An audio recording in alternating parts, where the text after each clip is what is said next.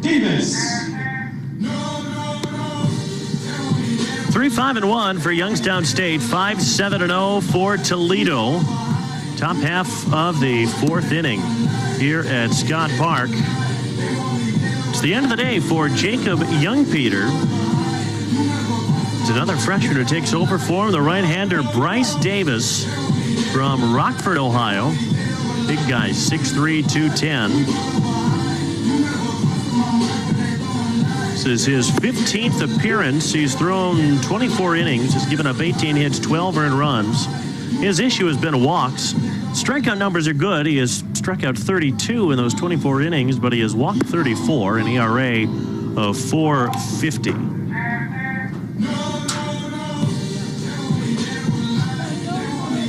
Bryce Davis, a guy that does have a big fastball.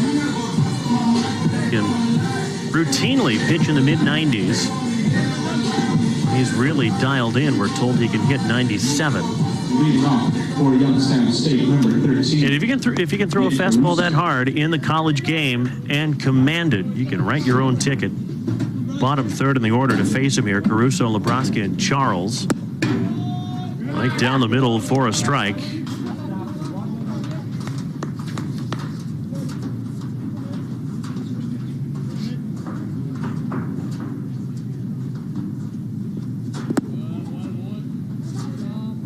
Caruso with a sacrifice ground out in the second inning. Was able to move Andrew Kendrick over, and Kendrick was then singled home by Nebraska. 2-1 the count.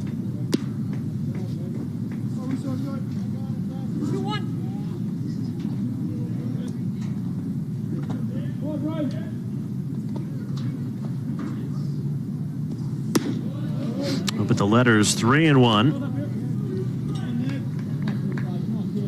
Caruso is one of those guys that commuted to high school to play for a prominent high school baseball program from Sterling Heights, Michigan, but traveled down to Warland de La Salle.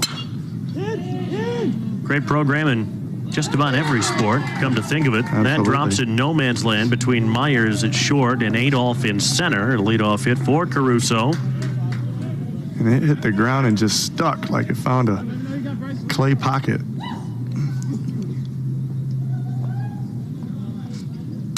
Didn't catch all of it, but if he had, it would have been a routine fly out to Adolph in center, I believe. Warren de La Salle, one of those preeminent programs in darn near everything in Southeast Michigan. I feel like we're always hearing about them when it gets to be tournament time in football, basketball, darn near anything else.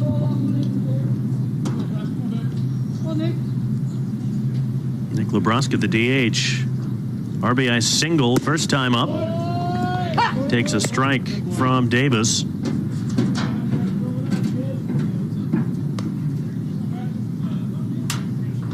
When he can regularly command that fastball, Davis, he's a really good pitcher. The problem is he hasn't been able to do that often enough this year. Nebraska swung right through the hard fastball. And part of that transition, he's going to have to improve in that area here in the offseason. Big, strong right-hander, but only a freshman. Fortunate to be able to get these mound appearances early in his career. Tells you His swing won't appeal. Go ahead, Darren. That tells you the coaching staff not only coach me, but pitching coaches see the future and know that they have to get him ready for when he's pitching in these conference games on Saturday afternoons.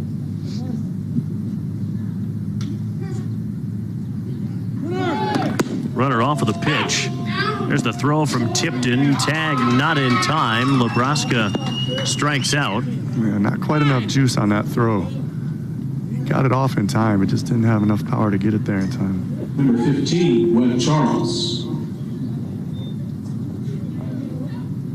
Pitch absolutely froze Nebraska. Managed scoring position, though, with one out. It's only Caruso's second steal of the season. Third attempt, second successfully. Penguins trying to claw their way back into this one. Led 3-0 going into the bottom of the second inning before the Rockets erupted for 5 in their half of the second. Webb Charles digging in. Steady diet of fastballs from Davis. In fact, he started off all 3 hitters he's faced thus far with a strike.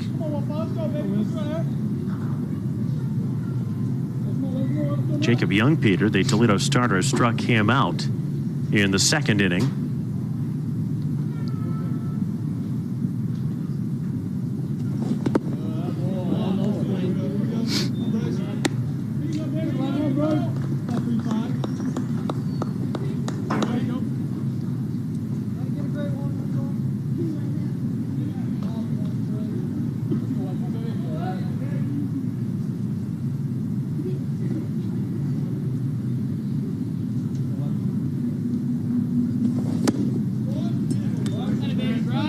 I could see how Davis would get a lot of swings and misses. The way he pitches. That fastball can be devastating.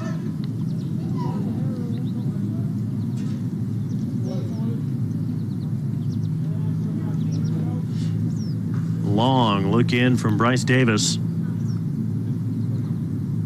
Here's the 1-2. Swing and a miss. So he punches out Lebraska and Charles in order. Go back to the top of the Penguin lineup, and Trey Bryce. Not a ton of movement on it. It's just thrown so hard. Yeah, 34 Ks and 32 Ks rather, in 24 innings coming into today. Bryce, remember, led off the game with an emphatic home run to left. He hit the ball hard his second time up in the exact same direction, just not quite enough ump on it. But been making good contact today.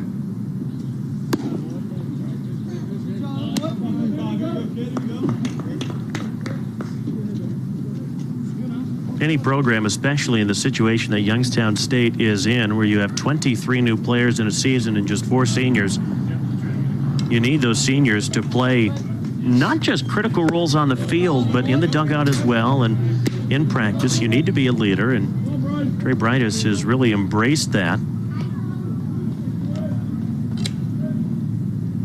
You're absolutely right with that, Mason. There's so many players on a baseball club, and just a limited amount of coaching staff.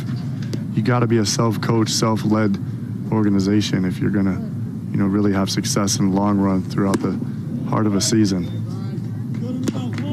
Bryce had a breakout year last year. 8 home runs, 12 doubles at .272. And that challenge can have an interesting dynamic, especially in this case where Coach Bertolini has brought in 23 new guys who are kind of seen as his recruits, but yet he's needing the seniors who he inherited to have buy-in and believe in the culture he's trying to build, which may be different than the coaching staff that recruited them, but he needs that buy-in and that leadership and that support from his veterans in order to make the gains that they've made over previous seasons, not only in the win-loss column, but just in the overall culture and success of their program, academically and athletically.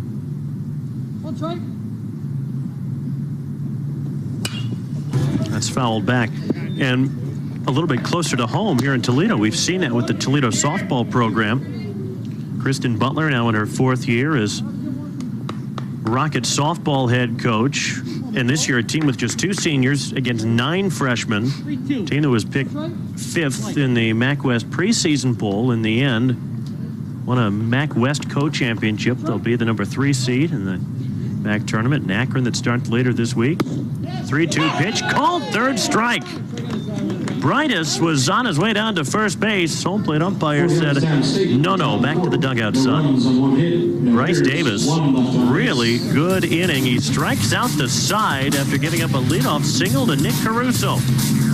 Bottom 4 when we come back on BCSN.